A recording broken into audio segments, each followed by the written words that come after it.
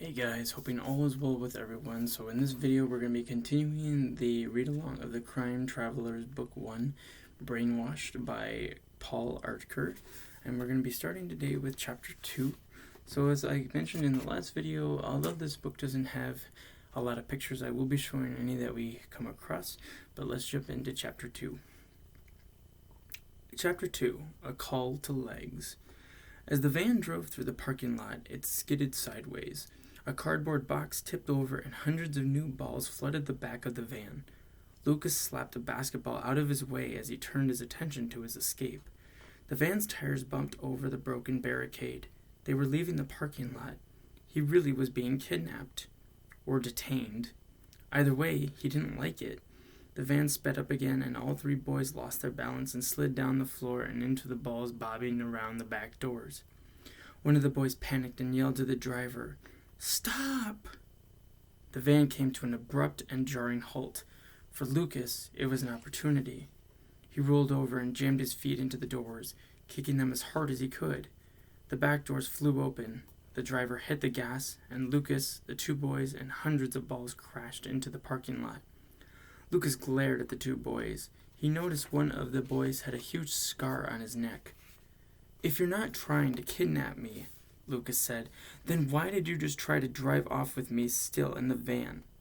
"That's our driver," said the boy with the scar. "He's worried we won't make our flight to Paris." "We're on your side," the other boy said. "You've got to believe us."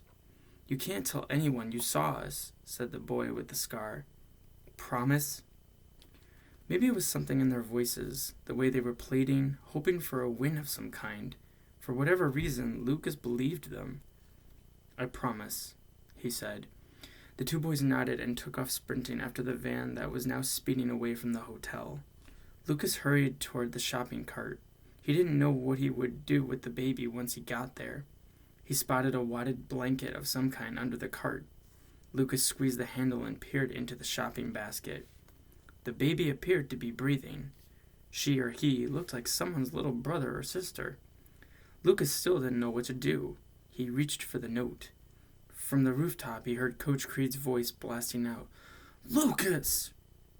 "I am in so much trouble," Lucas muttered as he left the baby and the note behind.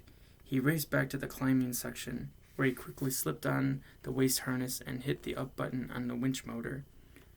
"Ugh," he groaned. Failed again.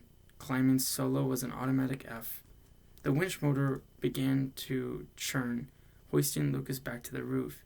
He looked up and saw Astrid, his 14-year-old sister, her blonde hair draping over the roof's edge like Rapunzel. Behind her, Coach Creed stood with his beefy arms folded. As soon as Lucas was back on the rooftop, he dropped his head and prepared for yet another lecture. Astrid crossed her arms. She looked so mad that she couldn't even talk. Coach Creed picked up a bag of climbing chalk. He waited for a second and then tugged on his belt and shook his head. "Lucas," he said, "you've got to think before you act." "I did think," said Lucas defensively. "I thought I should help that baby." Coach Creed eyed Lucas like an angry principal. "Don't talk back to me." Astrid and Coach stared at each other and then slowly turned their heads towards Lucas. They spoke at the same time. "What baby?"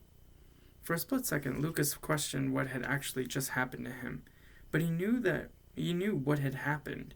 He didn't have to tell them about the boys in the van, but he did have to tell them about the kid. "There's a baby in a shopping cart in the back parking lot," explained Lucas, taking the bag of chalk from Coach. "Nobody's allowed back there," said Coach Creed.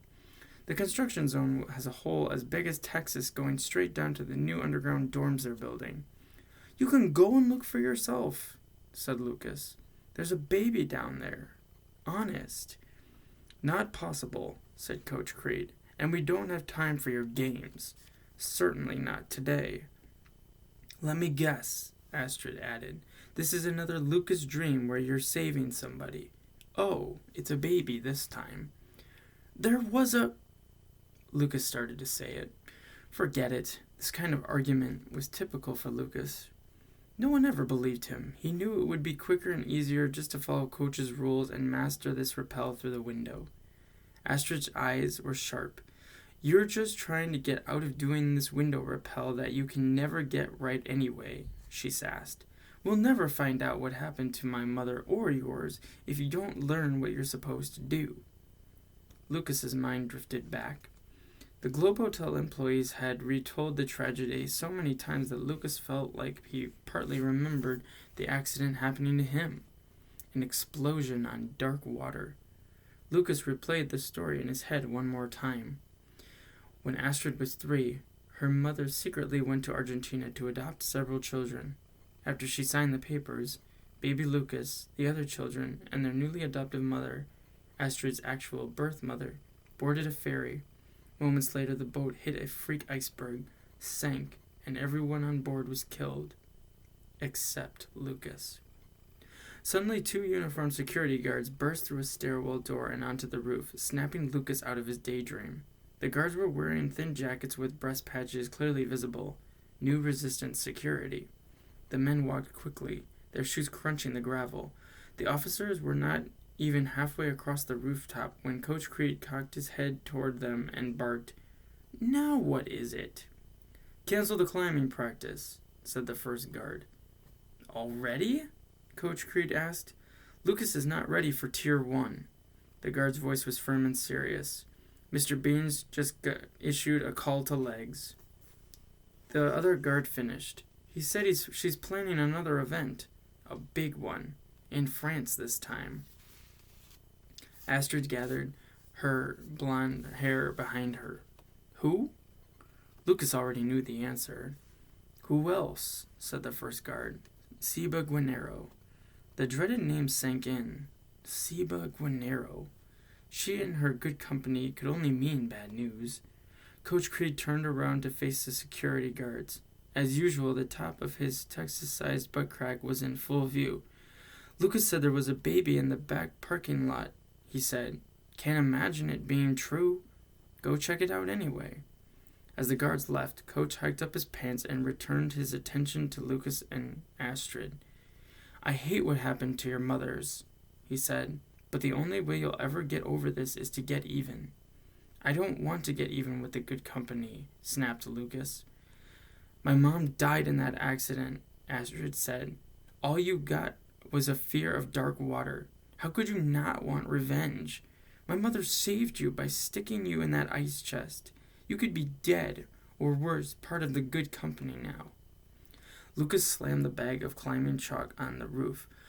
"I'm sorry," he said. "I know I should care, but—" Coach broke in. "We have to go. A call to legs means we're all getting on an airplane in less than an hour, and we've got to coordinate with new resistance teams all over the world." "Never mind," Lucas said with a shrug.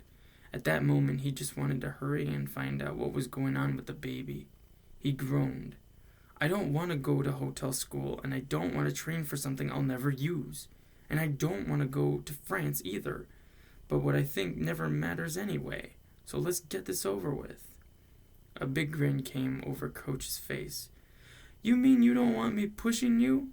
he asked playfully. "Pushing you like this?"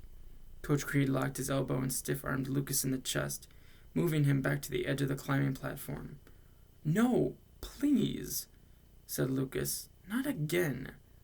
"Training is over," said Coach. "I swapped out the glass window on your room with sugar glass, and it's going to be melting as soon as the sun hits it.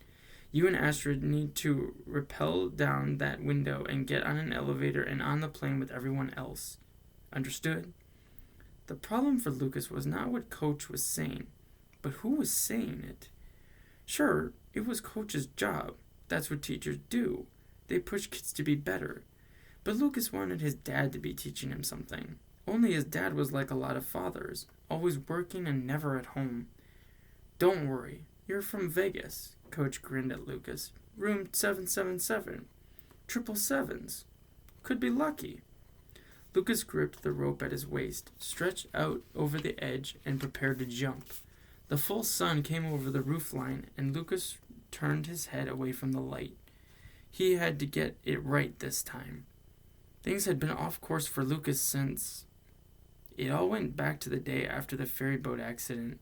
Nuns from the Good Hospital had found him floating in a styrofoam ice chest in the sea near Tierra del Fuego.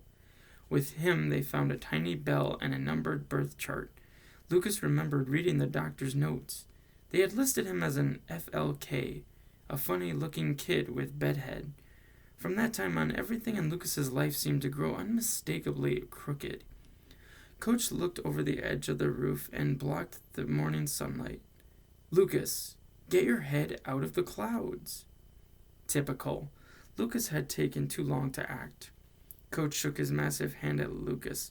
"What are you doing? We've got a call to legs in France, and you're daydreaming.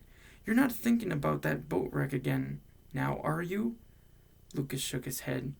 He hated it when Coach Creed got mad, but he knew the Texan was right. Coach raised a stopwatch high in the air and clicked it. If Lucas was to ever find out about his mother and make Tier 1 of the new resistance, he'd have to nail this rappel. Coach unlocked the main line and Lucas dropped. The rope smoked through the carabiners. 2 floors down, Lucas's foot hit the wall, slightly spinning him off balance. His shoes scraped the stucco. At the 8th floor, he sprang out and glided in the open air.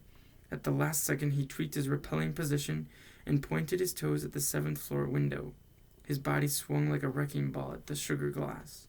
He hoped it was the right room. Breakaway glass scattered in front of Lucas as he blasted into the hotel room, ripping the curtain from its rod. He stumbled across the air conditioner, landed on his feet, and beat his chest in Olympic triumph. "Oh yeah," he said. Lucas unclipped the line and let the rope swing outside the broken window. He looked around the room for recognition. No one had seen his near-perfect window entrance. He was staring to believe he would never do anything great in his life. Lucas sidekicked the air conditioner and jammed his foot into the vent so hard that the machine rattled and shut down.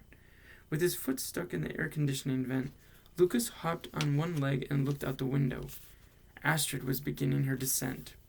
Although Lucas could see only part of the parking area, it appeared to be emptied. The security guards had surely forgotten the baby, given it a new resistance number, and started the missing child file. Lucas wondered if they had gotten the blanket under the shopping cart. He yanked his foot free from the broken air conditioning vent. Then he kicked off his climbing shoes, fell back on the bed, and closed his eyes. Outside the broken window, he heard the baby scream.